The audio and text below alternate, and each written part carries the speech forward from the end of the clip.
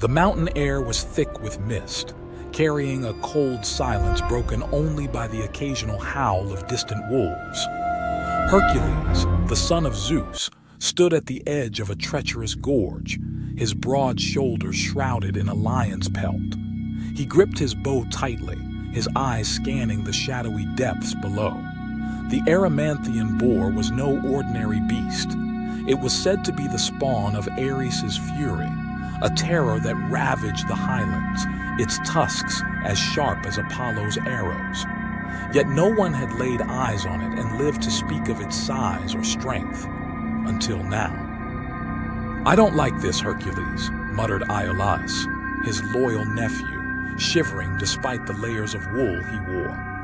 "The villagers said it's a creature of the underworld. What if Hades himself sent it?" Hercules smirked, a glint of mischief in his eyes. "If it's from Hades, then perhaps it'll save me a trip. But fear not, Iolaus.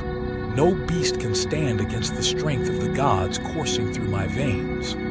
They ventured deeper into the forest, where the trees loomed like ancient sentinels, their gnarled branches clawing at the sky. Every step brought a crunch of frost beneath their feet, and every sound echoed unnaturally, as if the very woods conspired against them. Suddenly, a low growl rumbled through the air, making Iolaus clutch his spear nervously. "There," Hercules whispered, pointing to a shadowy figure on the ridge above. The boar. Its eyes glowed like embers and steam rose from its snout. With a bellowing roar, the beast charged, shaking the earth with its thunderous steps. Hercules stood his ground, planting his feet firmly as the boar barreled toward him, tusks gleaming. At the last moment, he leaped to the side, his lion pelt swirling dramatically. The boar skidded and turned, furious, but Hercules was faster. With a single bound, he landed atop its back, wrestling it into submission. But the beast was cunning. It thrashed and twisted, dragging Hercules toward the cliff's edge. Iolaus cried out, but before he could intervene, the boar hurled itself and Hercules over the precipice. Silence followed. Iolaus scrambled to the edge, his heart pounding.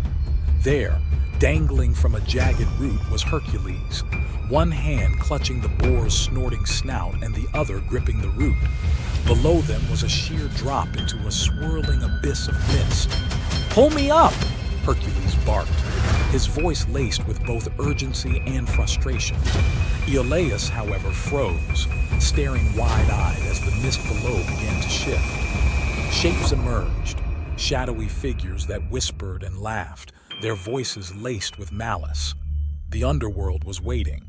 With a mighty effort, Iolaus hauled Hercules and the subdued boar to safety. But as they caught their breath, the shadows below whispered one last chilling phrase. "You've claimed the beast, son of Zeus. But beware, something far worse stirs beneath these mountains." Hercules frowned, his confidence momentarily shaken. The boar was captured, but this was no victory. It was only the beginning of something darker. And so the tale of Hercules and the Erymanthian Boar became not just a story of triumph, but of an ominous warning. What lay beneath the mountains of Erymanthos? The answer remains hidden, waiting for another hero or fool to uncover it.